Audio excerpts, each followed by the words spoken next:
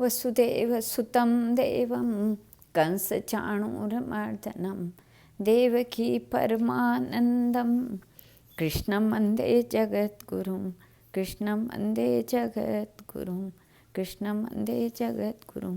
Karmeti by Jaipur राज्यांतर्गत खंडेला नामक गांव में शेखावत सरदार राज्य करते थे। खंडेला राज्य के कुल पुरोहित पंडित परशुराम जी थे। करमेती इन्हीं की पुत्री थी। पूर्व जन्म के शुभ संस्कार से करमेती का मन बचपन से ही श्याम सुंदर में लगा हुआ था।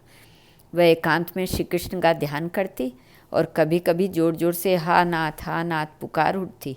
वह मिट्टी के घरौंदे बनाकर जब धूली धूसित खेलती तब भी श्याम सुंदर के प्रेम में उनकी आंखों से प्रेमाश्रु वर्षा हो जाती। करमेती धीरे धीरे सयानी होने लगी। उसकी उम्र के साथ साथ उसका प्रभु से प्रेम भी बढ़ता ही गया। वह यौवन संपन्न नारी सी बन गई, पर उसे जैसे इसका पता ही न था। वह रात दिन श्री कृष्ण प्रेम में तन्मय रहती, उन्हीं का मधुर नाम लेती रहती। पंडित परशुराम जी को पुत्री के विवाह की चिंता हुई। विवाह की चर्चा चलने लगी, पर करमेती को यह चर्चा प्रिय नहीं लगती थी। वह सांसारिक मनुष्य से प्रेम संबंध स्थापित करना ही नहीं चाहती थी, पर संकोचवश माता पिता के सामने कुछ कह न सकी थी। वह शुभ मुहूर्त में उसका विवाह हो गया। कुछ दिनों बाद उसे लेने के लिए उसके पति आए। करमेती ने यह सुना था कि मेरे ससुराल के लोग मांसाहारी हैं। उस परिवार में श्याम सुंदर का भजन स्मरण करना संभव नहीं होगा। वह विचार से अधीर होकर रोने लगी। उसने मन ही मन भगवान से प्रार्थना की, प्रभु इस आफत में तुम ही बचाओ। क्या तुम्हारी चरण सेविका अब विषय सेविका बनकर रहेगी? तुम ही कोई ऐसी युक्ति करो जिससे इस संसार सागर में मैं बच जाऊं। करमेती की आंखों से अचल अजस्त्र अश्रु सरिता प्रभावित हो रही थी। घर के और ससुराल के लोग खुर्राटे ले रहे थे, पर करमेती प्रभु के वियोग में छटपटा रही थी। अंधेरी रात थी। सहसा वह घर से निकल पड़ी। वह अकेली कभी नहीं गई थी, पर उन्हें उस सांवरे से लगन लग गई है। उसे कुछ भी नहीं सुहाता। दिसी अरु विदेसी पंथ नहीं सूझा, को मैं कहाँ चलूँ नहीं बूझा की भांति वह तिमिराच्छन्न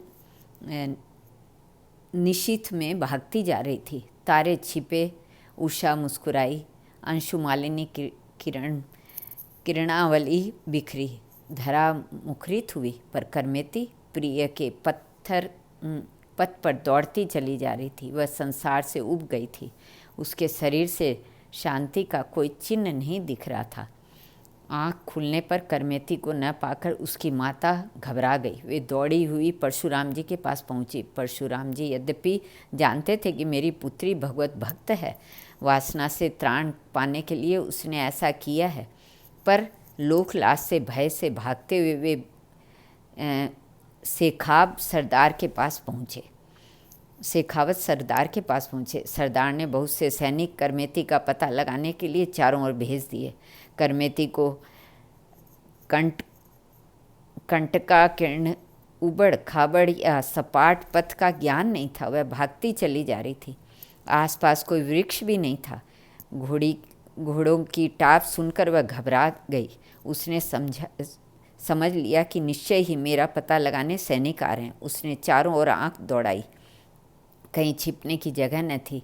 पास ही एक मरा हुआ ऊंट पड़ा था। सियारों और कुत्तों और चिल्कों ने उसका मांस खा लिया था। केवल दुर्गंध अस्थि पंजर गिरी गुहा की भांति अवशिष्ट था। तीव्र दुर्गंध का ध्यान किए बिना ही करमेती ऊंट के उसी अस्थि पंजर में लेट रही।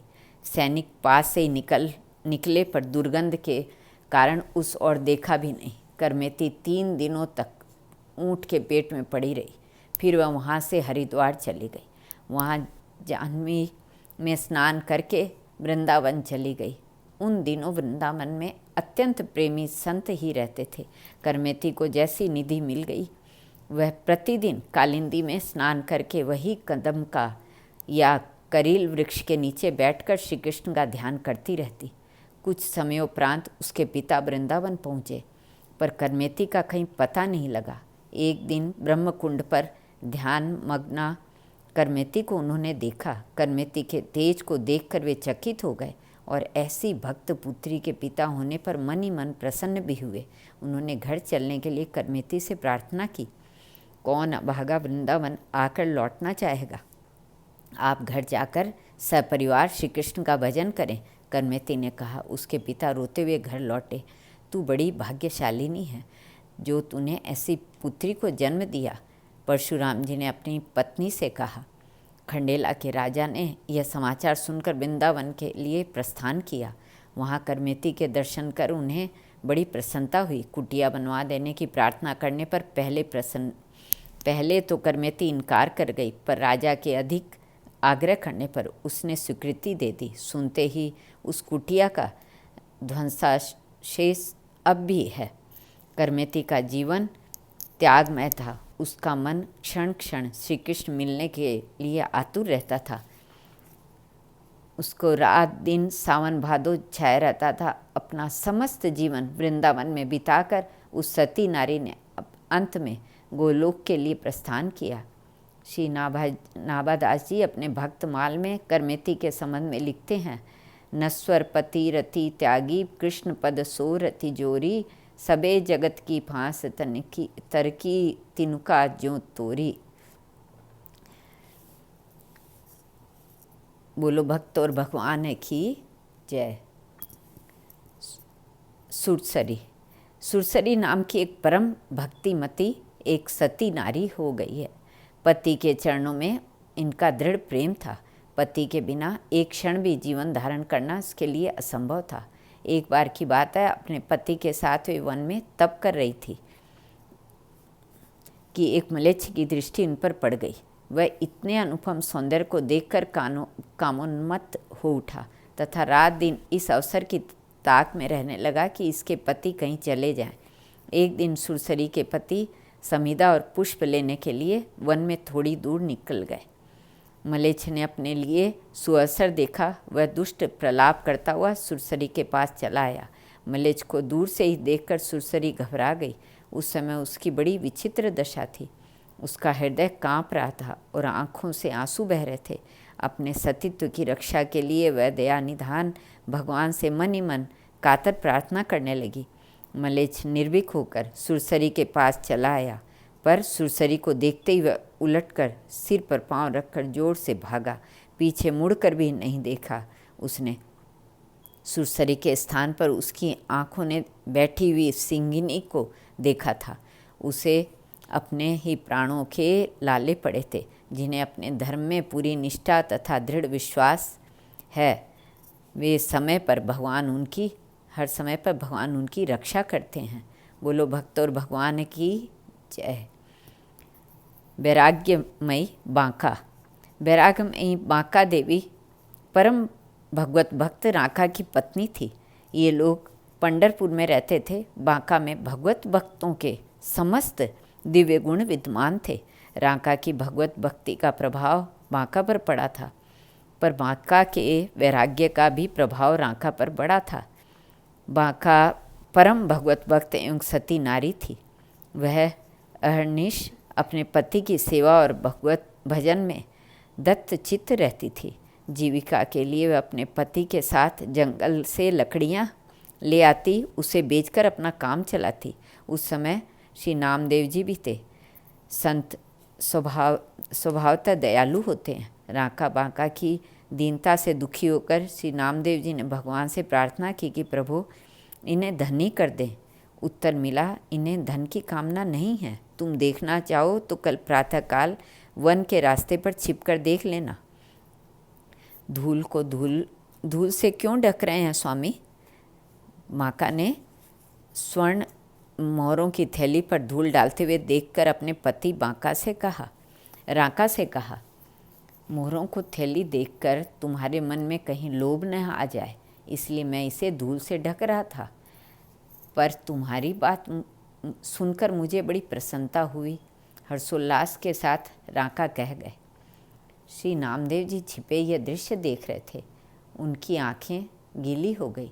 इस देवी जैसी सती और वैराग्यमयी नारियां बहुत कम हैं। जो सोने और धूल में कोई अंतर नहीं देखती। श्री नामदेव जी मन ही मन कह गए, प्रभु आपकी जिस पर कृपा हो गई वह त्रैलोक्य की तुच्छ संपत्ति पर क्यों मन चलाने लगा।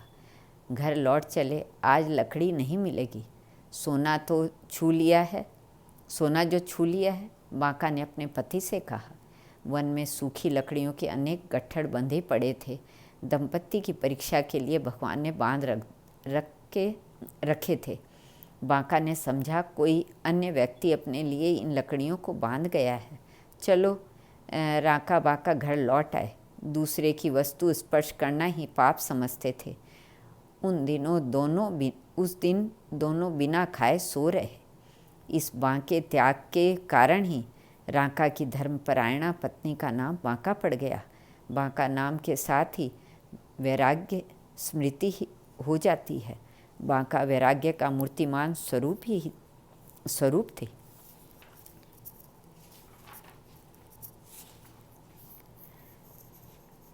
श्री कर्मा जी नाम की एक भगवत भक्त देवी श्री पुरुषोत्तम पुरी में रहती थी। उन्हें वात्सल्य भक्ति अत्यंत प्रिय थी। ये प्रतिदिन नियम पूर्वक प्रातःकाल स्नान आदि किए बिना ही खिचड़ी तैयार करती और भगवान को अर्पित करती। प्रेम के वश में रहने वाले श्री जगन्नाथ जी भी प्रतिदिन सुगर सलोने बालक के वेश में आकर कर्मा जी की गोद में बैठकर खिचड़ी खा जाते। श्री कर्मा जी सदैव चिंतित रहा करती थी कि बच्चे के भोजन में कभी भी विलम्ब न हो जाए। इसी कारण वे किसी भी विधि विधान के पचड़े में न पड़कर अत्यंत प्रेम से सवेरे ही खिचड़ी तैयार कर लेती। एक दिन की बात है, श्री कर्मा जी के पास एक साधु आए। उन्होंने अपवित्रता के साथ खिचड़ी तैयार करके भगवान को अर्पण करते देखा। घबराकर उन्होंने श्री कर्मा जी को पवित्रता के लिए स्नान आदि की विधियां बता दी। भक्तिमती श्री कर्मा जी ने दूसरे दिन वैसा ही किया, पर इस प्रकार खिचड़ी तैयार करते उन्हें देर हो गई। समय उनका हृदय रो उठा। मेरा प्यारा श्याम सुंदर भूख से छटपटा रहा होगा। कर्मा जी ने दुखी मन से श्याम सुंदर को खिचड़ी खिलाई। इसी समय मंदिर में अनेकानेक घृतमय पकवान निवेदित करने के लिए पुजारी जी ने प्रभु का आह्वान किया। प्रभु जूठे मुँह ही वहाँ चले गए। पुजारी चकित हो गया। उसने देखा उस दिन भगवान के मुखारविंद में खिचड़ी लगी है। पुजारी जी भक्त था, उसका हृदय कंदरन करने लगा। उसने अत्यंत कातर होकर प्रभु से असली बात जानने की प्रार्थना की। उत्तर मिला, नित्य प्रति प्रातःकाल मैं कर्माबाई के पास खिचड़ी खाने जाता हूँ। उसकी खिचड़ी मुझे बड़ी मधुर और प्रिय लगती है, पर आज एक साधु ने जाकर उन्हें स्नान आदि विधियाँ बता दी, इसलिए मुझे एक क्षुधा का कष्ट तो हुआ ही, शीघ्रता में जूठे मुँह आ जाना पड़ा। भगवान के आज्ञानुसार पुजारी ने उस साधु को ढूंढकर प्रभु की सारी बातें सुना दी। साधु घबरा गया और कर्मा जी के पास जाकर बोला, आप पूर्व की तरह प्रतिदिन सवेरे ही खिचड़ी बनाकर प्रभु को निवेदित कर दिया करें। आपके लिए किसी नियम की आवश्यकता नहीं है। श्री कर्मा जी उसी तरह प्रतिदिन सवेरे भगवान को खिचड़ी खिलाने लगी। श्री कर्मा जी परमात्मा के पवित्र और आनंदमय धाम में चली गई, पर उनके प्रेम की गाथा आज भी विद्यमान है। श्री जगन्नाथ जी के मंदिर में आज भी प्रतिदिन प्रातःकाल खिचड़ी का भोग लगाया जाता है। बोलो भक्त और भगवान की जय। श्री कृष्ण अर्पणमस्तु।